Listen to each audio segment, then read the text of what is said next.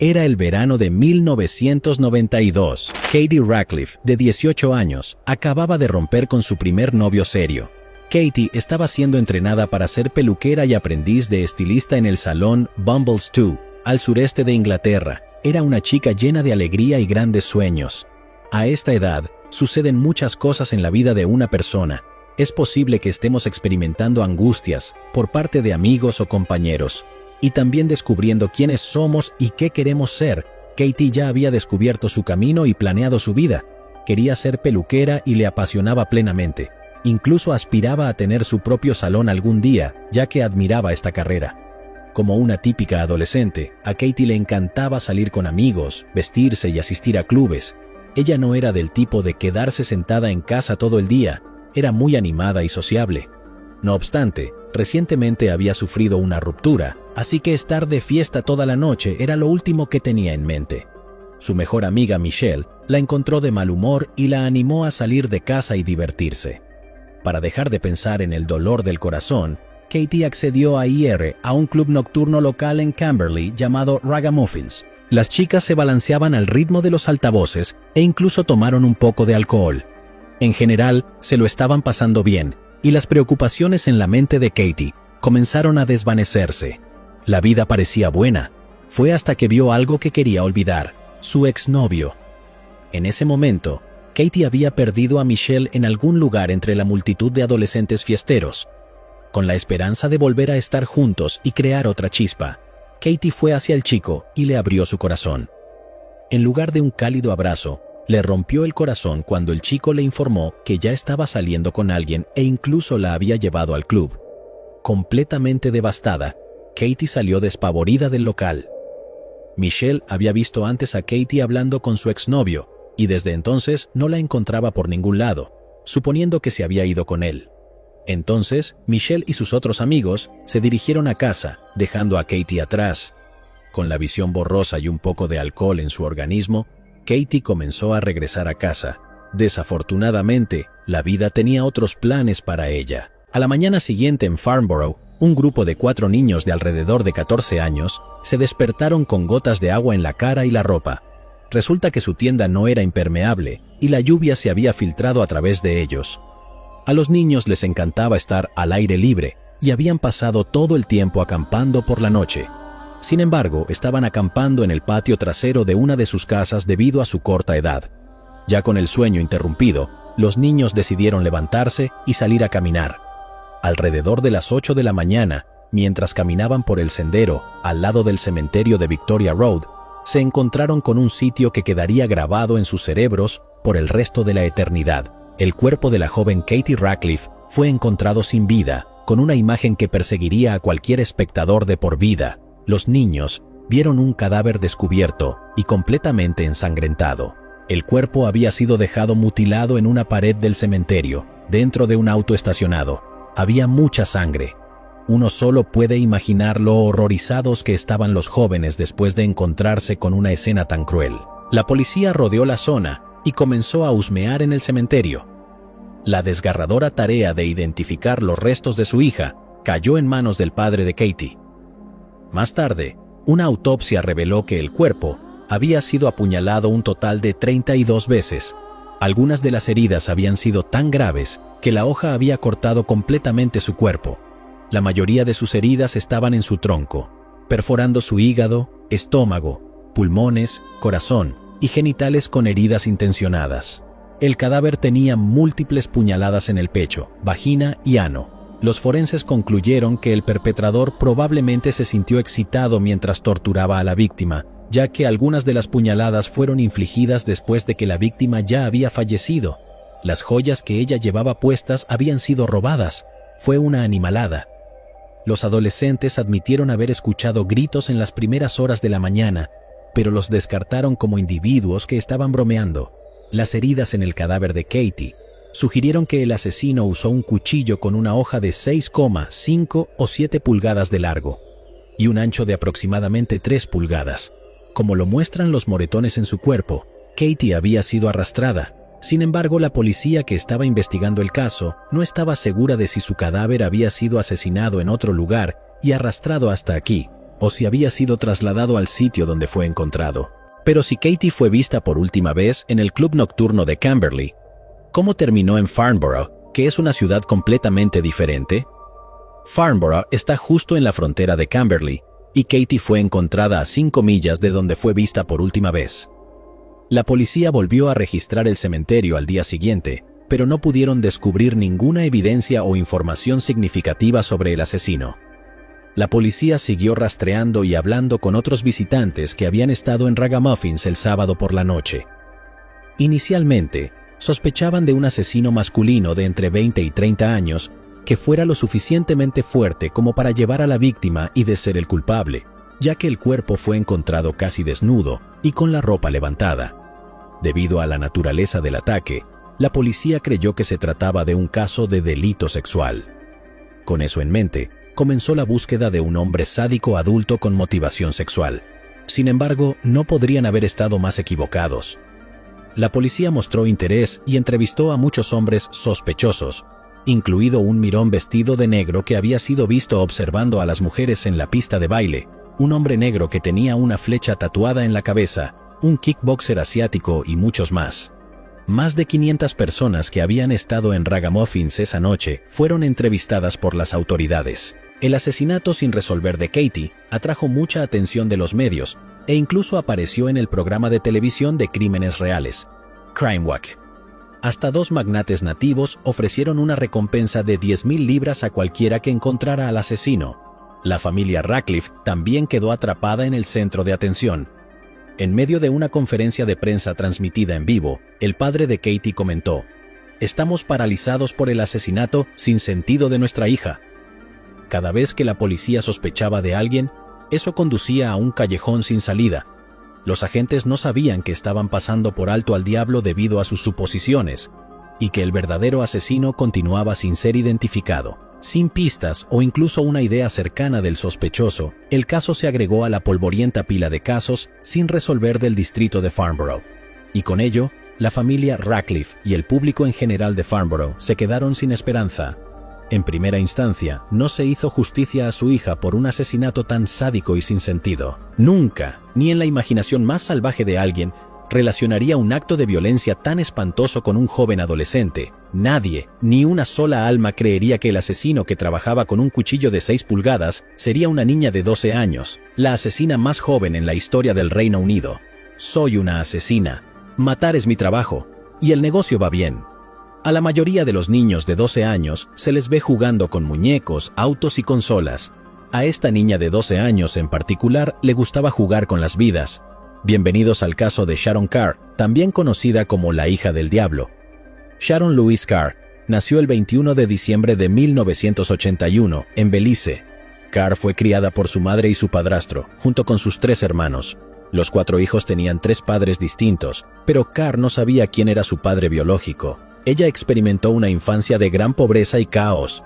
Carr y sus hermanos vivían con el estómago vacío todos los días. El padrastro era un bebedor violento que frecuentemente agredía a su madre y, a menudo, también a Sharon y sus hermanos.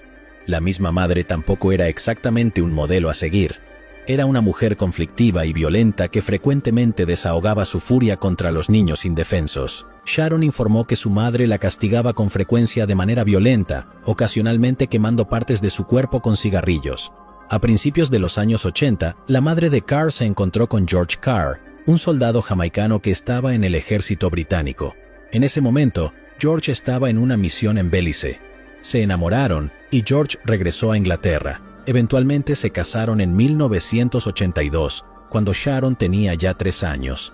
En 1986, decidieron mudarse a Inglaterra con sus hijos para establecerse en Camberley. La mudanza fue genial para Sharon, mucho mejor que la vida de pobreza en Belice, al menos tenía una escuela aquí. Hizo algunas amistades y parecía haber algo de luz. A decir verdad, uno solo puede imaginar los disturbios diarios que ocurrían en casa. Estos actos de agresión podrían haber tenido un efecto en los niños, especialmente en Carr y su visión de la violencia. Lo creas o no, Sharon era una niña popular y dulce en su escuela. Sus maestros en la escuela Cornwallis Jr. en Camberley describieron a Sharon como servicial y amable. Sus amigos la consideraban una mariposa social con algunos toques de agresión. También se observó que prefería la compañía de niños mayores. A pesar de parecer una colegiala normal, el mundo pronto descubriría que algo muy malo sucedía con Sharon. Portaban mal y que merodeaban por las zonas más rudas cerca de su casa. Sharon comenzó a hacer todas las cosas que horrorizarían a una madre normal. Se metió en el robo y estuvo destrozando propiedades públicas. Hasta estuvo comprando y vendiendo drogas. Los alborotadores le hicieron un gran daño, y a la edad de 11 años fumaba marihuana todos los días. Independientemente de lo que pienses sobre la marihuana, todos podemos estar de acuerdo que a los 11 es demasiado joven, especialmente para el uso diario. Sharon comenzó a comportarse de manera irracional y a mostrar un comportamiento de búsqueda de atención. A menudo mostraba tendencias desenfrenadas y tenía frecuentes enfrentamientos con la autoridad. Incluso comenzó a interesarse por las armas, llevando a veces hasta un cuchillo consigo. Lo guardaba en su mochila y lo llevaba a la escuela. El padre estaba cansado del comportamiento de Sharon y la agresividad que enfrentaba en su hogar. Él anunció que ya estaba harto y que quería dejar a la familia. Pronto, la casa sufrió otro trauma. En un esfuerzo desesperado por poner fin a su unión, George viajó a Camberley, donde tendría un último enfrentamiento con la madre de Sharon, Molly. Sin ninguna provocación, en un ataque de furia, la madre de Sharon vertió aceite hirviendo sobre la cabeza de su padrastro, dejándolo con un dolor agonizante. Este acto particularmente atroz de violencia doméstica provocó que ambos padres fueran hospitalizados con quemaduras muy graves por todas partes. La madre de Sharon fue acusada de agresión y tuvo que recibir terapia de salud mental durante 3 años. Poco después, su matrimonio llegaría a su fin. Sharon había crecido rodeada de abuso. Para ella, este nivel de agresión y violencia se había convertido en la norma. Su madre fue abusada por su padre, y los niños fueron abusados por ambos. Y si hemos aprendido algo de crímenes verdaderos, es que este es un ciclo que continuará, y alguien más va a quedar atrapado debajo. Sharon fue testigo de esta escena cuando solo tenía 8 años y no estaba del todo desconcertada. Ninguno de sus padres la sorprendió ni la asustó. Ella no dijo nada, no hizo nada. Según George, su padrastro, simplemente se quedó allí y observó cómo la situación se salía de control. Sharon siempre estaba escuchando, observando y presenciando la violencia. Si eres cruel con un niño, ese niño crece aprendiendo a ser cruel. Si no había ya suficientes desviaciones en su vida, Sharon también se interesó en la práctica del vudú. El vudú es la práctica religiosa más común en África, donde la gente hace conexiones con los espíritus. La madre de Sharon fue quien la introdujo en eso. Ella misma era practicante y le contó a su hija sobre sus creencias y rituales. Su madre incluso le enseñó rituales que implicaban sacrificar animales. Mientras hablaba con la policía más tarde, el padrastro de Sharon dijo que Molly afirmaba tener habilidades sobrenaturales. Ella consideraba que al recitar ciertas oraciones en ciertos momentos y en ciertos lugares, podía hacer daño a la gente. Sharon creía eso. La niña naturalmente desarrolló un profundo interés en el vudú, ya que lo veía como un medio para adquirir autoridad y control. Básicamente, se volvió completamente ruidosa y cambió drásticamente, tanto que en 1990, el director de la escuela tuvo que llamar a los servicios sociales por sus acciones. Los servicios sociales habían puesto a Sharon en un hogar de acogida, pero eso duró poco. La niña regresaría a su casa poco después. Al pasar solo un mes en dicho hogar de acogida, parecía que a ella le gustaba traspasar los límites de las personas. Sharon comenzó a ir a la escuela secundaria y para entonces su madre había conocido a alguien nuevo. La nueva pareja era un trabajador que ya tenía 2 hijas de una relación anterior. En 1991, la pareja se mudó a vivir con ellos. Su primer año de escuela secundaria fue anormalmente bien. Mantuvo sus calificaciones en línea y también se unió al equipo de baloncesto. Pero como dicen, la esencia no cambia. El 7 de junio de 1992 marcó el día de oscuridad total para la familia de Katie Ratcliffe. Katie era la peluquera del inicio del vídeo, la que fue al club nocturno Ragamuffin, solo para pasar una velada divertida. Como anticipábamos, era una joven alegre que por lo general siempre estaba feliz y amigable. Durante ese tiempo, Katie se encontró con su novio anterior, quien le informó que tenía una nueva novia. Esta noticia afectó a Katie, y decidió regresar a casa. Con la cabeza agachada y un poco de alcohol en el cuerpo, la joven de 18 años comenzó a hacer su viaje de regreso. De la nada, la pequeña Sharon salió de una y atacó a Katie. Eso sí, Katie era una total desconocida para Sharon y no tenía ningún motivo para agredirla. Sharon comenzó a apuñalar repetidamente, con su gran cuchillo de 6,5 pulgadas, en diferentes partes del cuerpo de Katie. Clavó el cuchillo a través de las costillas, los genitales y el ano de la adolescente sin mostrar ninguna piedad. El apuñalamiento fue tan duro que algunos de los golpes atravesaron completamente el cuerpo de Katie, una auténtica salvajada. Después de que ella terminara de apuñalarla brutalmente, Sharon y algunos de sus malvados asociados tomaron el cuerpo y lo llevaron a Farnborough. Como si el torso no hubiera pasado por suficiente, lo arrastraron por el camino y lo arrojaron descuidadamente a una pared en un cementerio. El cuerpo quedó casi desnudo y completamente mutilado. Para un espectador, esto parecería ser el trabajo de un hombre vil, con intenciones tanto sexuales como asesinas. Eso es exactamente lo que la policía creía, y por eso estaba tan desorientada. Aunque no había signos de agresión sexual, la naturaleza en la que se encontró el cuerpo, con la ropa levantada y múltiples lesiones en los órganos sexuales, hacía parecer muy posible que esto solo fuera obra de un pederasta adulto. Su exnovio fue pronto descartado como sospechoso. Al hablar de la noche en que mataron a Katie, les dijo a los periodistas: «Si tan solo hubiera llevado a Katie a casa como ella me pidió, hoy estaría viva. Eso me perseguirá por el resto de mi vida». Entonces, la tosuda búsqueda de ese asesino masculino siguió y siguió. Con eso, la verdadera culpable quedó totalmente eclipsada, ayudándola a escapar fácilmente. El caso no se resolvió al principio, dejando que la niñata deambulara libremente por las calles. Aquí no culpamos a la policía, quiero decir, ¿quién pensaría que una joven de 12 años tendría el corazón congelado para matar a otra joven, y mucho menos de esta manera? Mientras hablaba con los reporteros, la señora Ratcliffe dijo: «Solo pienso, ¿por qué ella?» Katie era muy confiada. A menudo solía decirme que me preocupaba demasiado. Ella era una chica normal y alegre. No creo que llegue el momento en que deje todo esto atrás. Me lo llevaré a la tumba. Sin embargo, no se decepcionen, ya que este caso se reabriría 2 años después. Como Sharon no fue atrapada, ella continuó con su vida y regresó a la escuela. Junto con su vida, prosiguió con sus hábitos literalmente asesinos. En el segundo aniversario de la muerte de Katie Ratcliffe, Carr regresó con otro ataque, pero esta vez fue en la escuela. El 7 de junio de 1994, la fecha exacta en que murió Katie, Sharon aparentemente tenía otra misión en mente. Dicen que debemos estar atentos a las personas que son amables con nosotros, y aún así, nos continúan apuñalando por la espalda. Anne-Marie Clifford, de 13 años, debería haber tomado en serio este consejo, ya que pronto sería apuñalada por la espalda, no por un extraño, sino por su propia compañera de clase. La única diferencia es que este apuñalamiento es bastante literal y real, y no hay vuelta atrás. Además, este ataque fue aleatorio y aparentemente sucedió sin ninguna razón. Clifford fue a refrescarse al baño de la escuela Collingwood. Fue entonces cuando Sharon se acercó a ella, levantó su brazo derecho y, de repente, le clavó su cuchillo de 10 centímetros en la espalda. El cuchillo perforó el pulmón de Clifford y ella cayó desplomada al suelo. Sharon huyó de la escena dejando a su compañera de clase sangrando en el sucio piso. Afortunadamente para Clifford, los baños son un espacio público, y otras 5 estudiantes también decidieron refrescarse cuando quedó atrapada en este escenario. Después de que las niñas pidieran ayuda, Anne-Marie fue llevada urgentemente al hospital Friendly Park. Parece que Clifford tenía algunos amigos reales después de todo.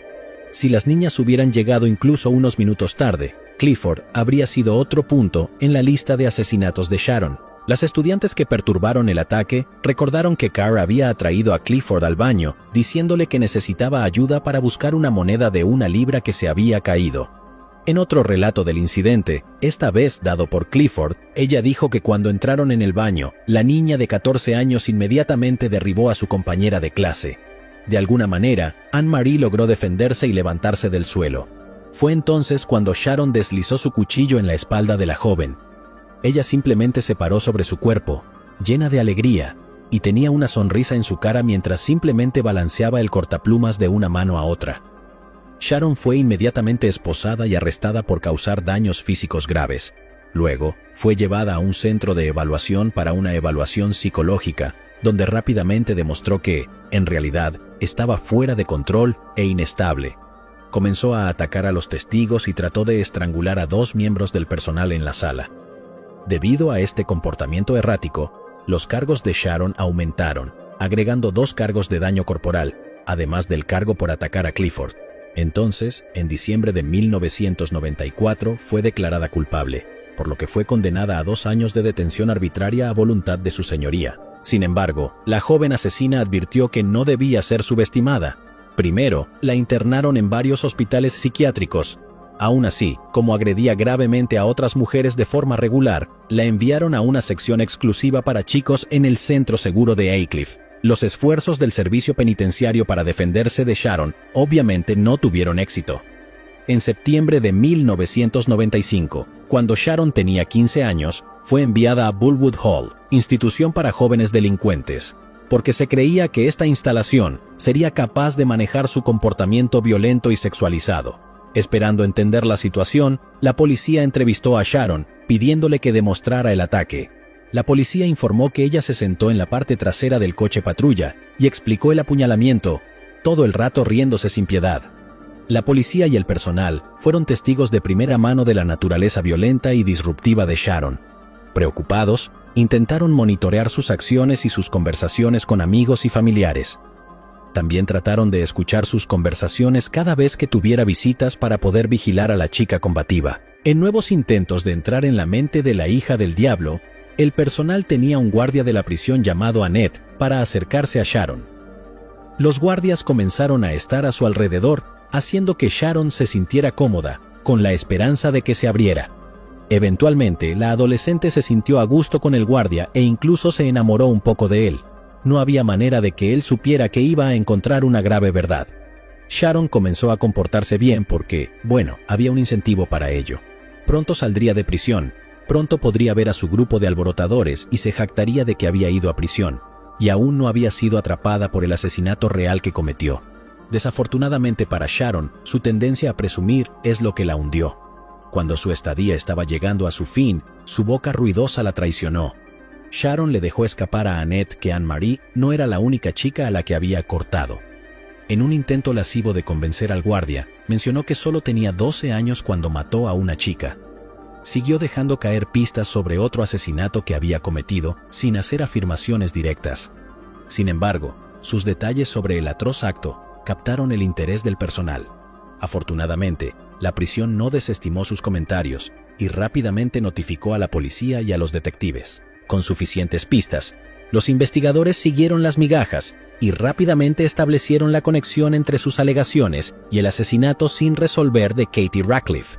Sharon no vivía lejos de donde Katie fue asesinada, pero los agentes también sabían que era común que los reclusos hicieran confesiones falsas.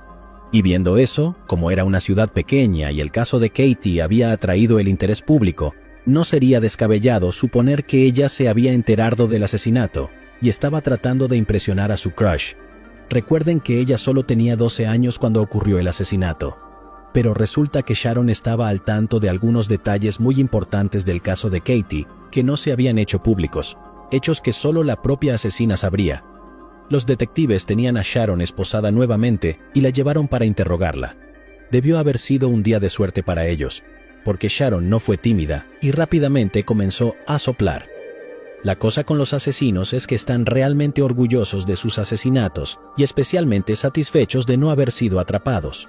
Todos quieren demostrar su valía, y los criminales en serie definitivamente no pueden soportar darle el crédito por sus inteligentes actos a otra persona. Así pues les contó los detalles gráficos de las lesiones que sufrió Katie. Incluso mencionó que en el momento del asesinato había un perro ladrando cerca. Junto con eso, admitió que había robado el brazalete de Katie antes de dejar el cadáver. Aunque no pudo proporcionar pruebas de posesión, la policía sabía por los informes que el brazalete había desaparecido, y los medios de comunicación o cualquier persona que importara no informaron sobre esto. Así que, lo que sea que ella estaba confesando, debía ser verdad. Los oficiales que arrestaron a Sharon informaron que ella mencionó que no solo los humanos fueron víctimas de sus viles actos. Ella les dijo que le gustaba torturar animales. Fue entonces cuando se interesó por el vudú. Las mascotas alrededor de la cuadra a menudo no se encontraban por ningún lado. Sharon se divertía apuñalando a perros y también admitió haber decapitado a alguno de ellos. La policía recordó anteriormente que cuando patrullaban la ciudad, encontraron docenas de cadáveres de animales alrededor del área donde vivía Sharon. ¿Tal vez estaba practicando hacer lo mismo con humanos? A pesar de que Sharon reveló demasiados detalles sombríos del ataque, no había manera de saber qué había sucedido exactamente en la madrugada del 7 de junio, cuando la vida de Katie fue brutalmente arrebatada. Sharon fue demasiado generosa con su confesión y dio dos versiones diferentes del evento.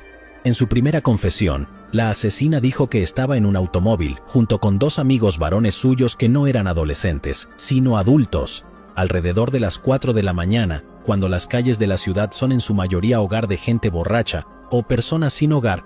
Estaban paseando cuando se encontraron con Katie, que caminaba sola. Le ofrecieron llevarla y, como no quería caminar sola y borracha hasta casa, aceptó. Estuvieron un rato en camino, pero se detuvieron en un área especialmente aislada y oscura al borde de un parque. Katie sospechó que algo no estaba del todo bien y, cediendo a sus instintos, salió corriendo.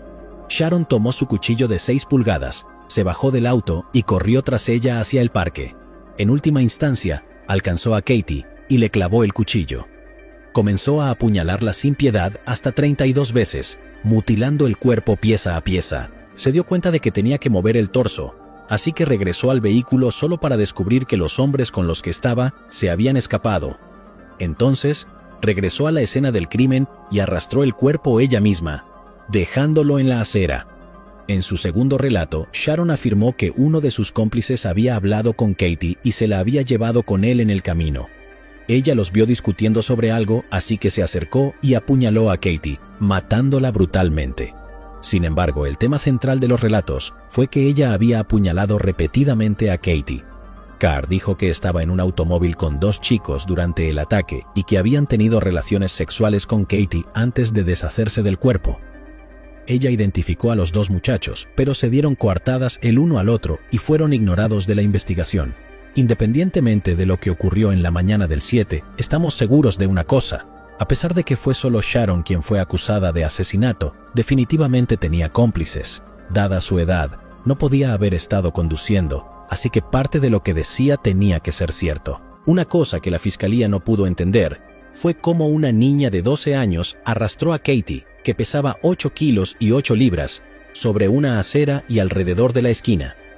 Gordon Tressler, un psicólogo criminalista, comentó sobre el caso: "Este es un caso difícil de entender. Se puede encontrar un precedente de niños pequeños que matan a otros niños pequeños, pero en este caso fue un niño que mató a alguien que casi era un adulto".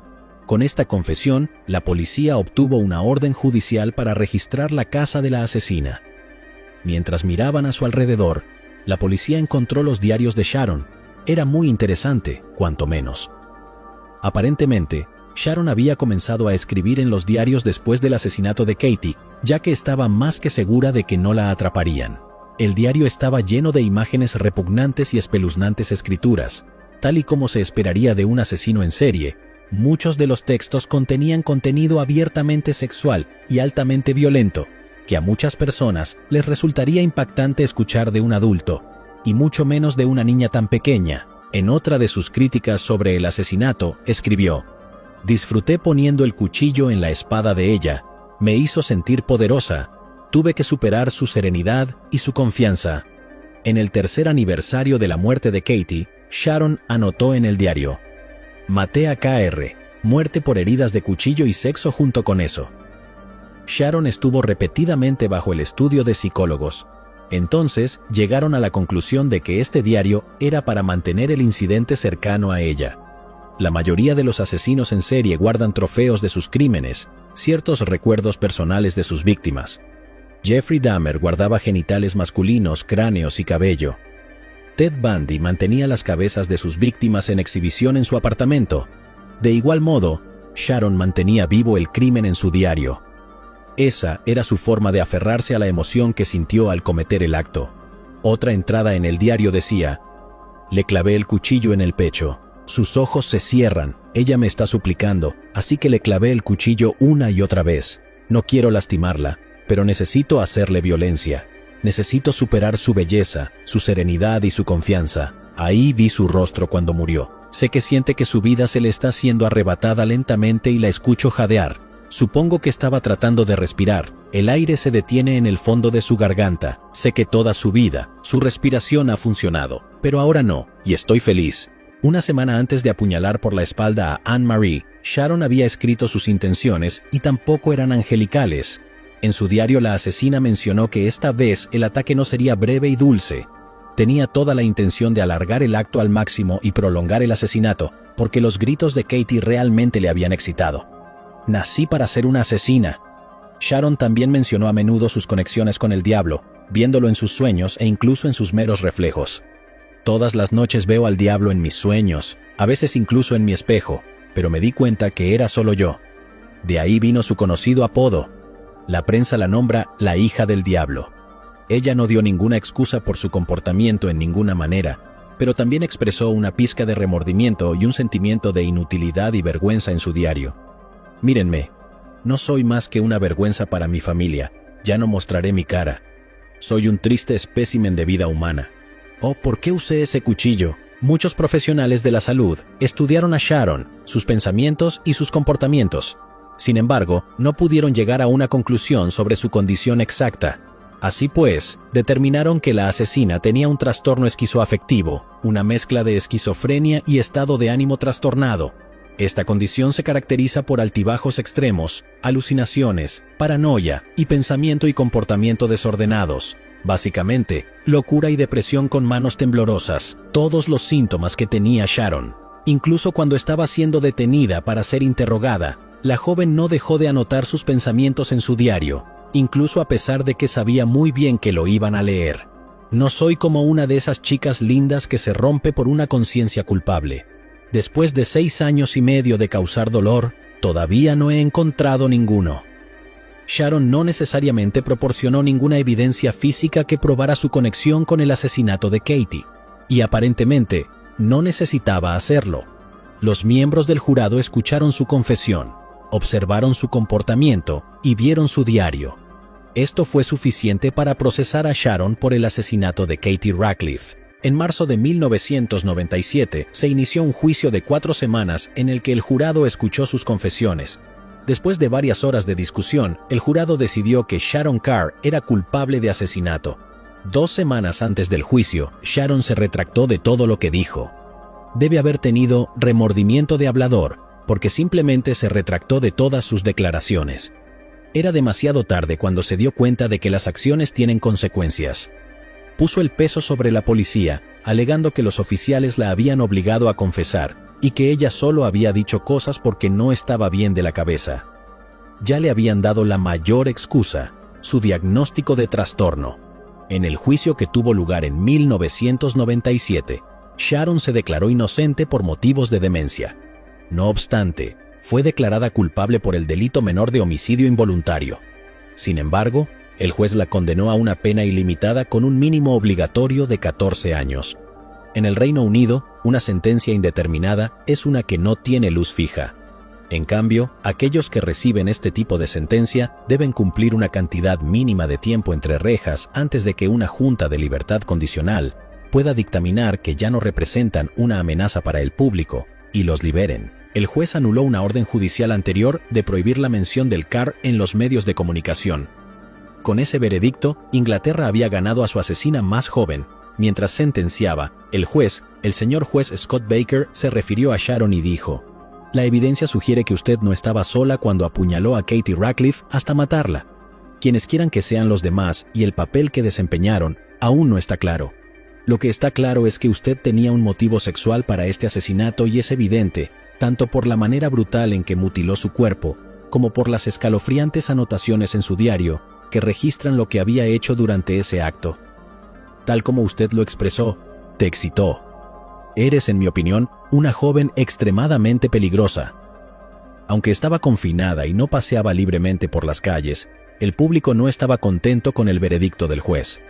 Joseph Radcliffe, el padre de Katie, habló más tarde con los medios sobre la decisión. «Debería haber sido ahorcada. Estaremos de luto el resto de nuestras vidas». Incluso un mes después de haber sido detenida por el asesinato, Carr conmemoró el aniversario de la muerte de su víctima agregando los siguientes comentarios a su diario. 4 años. Sharon fue llevada a HMP Holloway, una prisión para mujeres adultas y jóvenes delincuentes de Inglaterra. La joven asesina, como sea, estaba destinada a hacerle la vida difícil a cualquiera que la rodeara. Pasó una cantidad considerable de tiempo en régimen de aislamiento y continuó con su comportamiento agresivo y violento hacia el personal y los pacientes. Esto ocurrió a tal punto que tuvo que ser trasladada constantemente de una instalación a otra. Aparentemente, nadie parecía poder contener a esta niña que ahora tenía 16 años. La hostil adolescente aterrizó en el Hospital Psiquiátrico de Alta Seguridad de Broadmoor. Sharon, a menudo, experimentaba episodios esquizofrénicos en episodios psicóticos. Ella también había comenzado a hacerse daño a sí misma y ocasionalmente se oponía a tomar su medicamento antipsicótico. También se informó que muchas veces Sharon pensaba que era un lagarto y en un intento de descubrir si todavía era una humana, se cortó el cuerpo. Mientras estaba en el centro conoció a otro paciente. Aquí es donde Robbie Lane entró en su vida. Este retenido, descrito por la policía como una ola criminal ambulante, tiene su propia historia espantosa y horrorosa. Este encantador caballero había sido arrestado por asesinar a su propia madre. Sí, escuchaste bien. Mató a golpes a su propia madre, la apuñaló y la golpeó. Por si fuera poco, Robbie también le sacó los ojos con el mango de una escoba. Sharon y Robbie se encontraron en uno de los eventos sociales organizados por el hospital. Después de conocerse, se enamoraron perdidamente el uno del otro. El hospital les permitió visitar las habitaciones del otro y tuvieron periodos de recreación juntos. Estas visitas se limitaron a una vez al mes y estarían completamente bajo supervisión, de modo que no se les permitiría tener relaciones sexuales. Estoy seguro de que ninguno de los dos era el paciente estrella del hospital. No fue algo casual, ya que resultó que Lane le propuso matrimonio a Carr y ella dijo que sí. Ambos miraron el catálogo de Argos y Lane mostró gusto por la colección de Elizabeth Duke. Los anillos fueron elegidos e hicieron un pedido para ellos. Ambos recibieron cadena perpetua, así que se hicieron arreglos para que el capellán de Broadmoor los casara en la capilla. Ahora bien, dos detenidos enamorándose y casándose no es algo muy común. Como era de esperar, el incidente despertó un poco la atención de los medios, y un periódico publicó un artículo sobre el futuro de los recién casados. La semana antes de que llegara la boda, la pareja escuchó sobre la historia. La pareja estaba interesada y quería leer bien el artículo, ya que resulta que se habían ocultado grandes secretos el uno al otro. El amor y la conexión son de gran ayuda, pero la comunicación mantiene la relación más fuerte. Aparentemente, los dos no estaban al tanto de este consejo sobre la relación, y habían sido bastante económicos con la verdad en cuanto a por qué eran pacientes en ese centro. La narrativa del periódico detalló todas sus transgresiones, sin dejar piedra sin remover. La historia tomó a ambas partes por sorpresa. Al descubrir la verdadera historia de sus prometidos, ambos quedaron completamente conmocionados y repelidos más allá de lo creíble. ¿Qué tan irónico es eso? Esto muestra lo aterrador que es el matrimonio, aunque no en este escenario, ya que ambos se merecían el uno al otro. En términos generales, nunca se podrá saber quién es alguien realmente o qué ha hecho en su vida. Podrías casarte con un asesino en serie y no saberlo hasta que te conviertas en su próxima víctima, pero para entonces ya es demasiado tarde. Un enfermero que estaba presente en la escena informó. Ambos salieron furiosos de la habitación después de ver el artículo, aparentemente disgustados por la ferocidad del asesinato del otro. La nueva revelación hizo que ambas partes salieran furiosas de la sala en direcciones separadas y, por supuesto, inmediatamente se separaron. La boda fue cancelada a pesar de haber comprado anillos de oro. Ni siquiera se hablan ahora. Es bastante sorprendente que dos asesinos convictos que se enamoraron entre rejas pudieran rebelarse entre sí. El Hospital Broadmoor experimentó algunos cambios constructivos y se convirtió en una instalación para todos los chicos. Así que Sharon, junto con todas las demás reclusas, tuvieron que ser transferidas de todos modos. Los planes de boda fueron tirados a la basura después de que Sharon leyera que Lane le había arrancado los ojos a su madre. Y parece que Lane estaba bastante disgustado por el sádico asesinato llevado a cabo por su novia. Hubo algunas especulaciones sobre que Sharon fuera liberada en 2009. Sin embargo, el público en general está muy en contra y dice que nunca debería ser liberada. ella sigue siendo una amenaza para todos los que la rodean, incluso estando encarcelada. En un incidente, Carr amenazó con matar a otra detenida, partiendo su cabeza, abriéndola con una petaca y arrojándola por las escaleras para romperle el cuello. Sharon solicitó una reducción de sentencia en junio de 2019, después de enterarse de que había fantaseado con matar a otro recluso. El juez Knowles rechazó su solicitud de revisión judicial y se tomó la decisión de no rebajar su estado. En agosto de 2019, Sharon fue trasladada a otra instalación más, a HMP Brownsfield, como resultado de un encuentro agresivo con otro prisionero. Su sentencia fue revisada debido a algunas presentaciones y se tomó la decisión de reducir su sentencia a 12 años. Esta noticia trajo conmoción y tristeza a la familia Ratcliffe. La madre de Katie expresó sus pensamientos en una entrevista exclusiva. Nos horrorizamos cuando le redujeron la sentencia. El hecho de que ahora sea elegible para la libertad condicional lo trae todo a la superficie y nos obliga a pensar en ello nuevamente. No siento que alguna vez deban dejarla salir porque es una psicópata, es demasiado peligrosa. No mostró ningún remordimiento en el juicio. Los expertos afirman que cualquier experto en salud mental debería saber que Sharon nunca estaría en condiciones de ser liberada. El profesor David Wilson, un criminólogo de televisión, comentó sobre el caso. No veo nada en términos del comportamiento institucional de Carr, por lo que se le diera la libertad condicional. Aunque ha cumplido la pena mínima obligatoria de 14 años, su sentencia se ha ampliado porque las autoridades siguen viéndola como un riesgo para el público.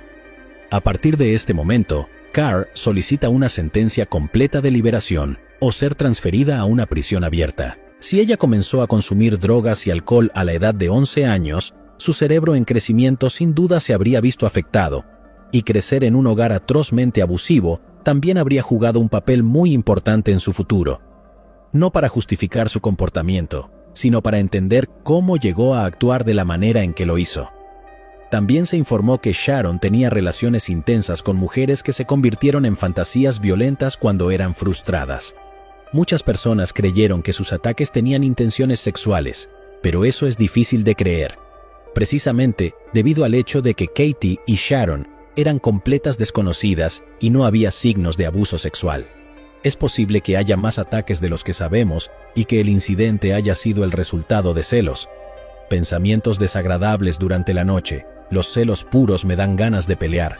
Cualquiera sea la razón, ya sea que solo quería ejercer poder, mostrarse dura frente a sus amigos mayores, o simplemente lo hizo porque la excitaba, le costó la vida a una preciosa y encantadora adolescente de una agradable familia, con grandes sueños y una sonrisa encantadora. El detective que pasó la mayor parte del tiempo entrevistando a Sharon dijo que ella era muy diferente de la gente en este mundo. Era casi como si no tuviera emociones y estuviera completamente desconectada del resto de gente. Tenía una extraña frialdad y una ausencia de razón en sus pensamientos. Desearía poder matarte de nuevo. Te prometo que te haría sufrir más. Tus gritos aterrorizados me excitaron. La asesina acaba de cumplir 42 años en 2023. Afortunadamente, Sharon todavía está en el hospital y recibe el tratamiento debido. Se ha notado que se está controlando un poco más y hay esperanzas de que mejore si continúa con su psicoterapia y toma sus pastillas. Es por eso que no está claro si debe ser liberada o no. Hay una posibilidad muy alta de que no tome su medicamento y su comportamiento agresivo ocasione más muertes.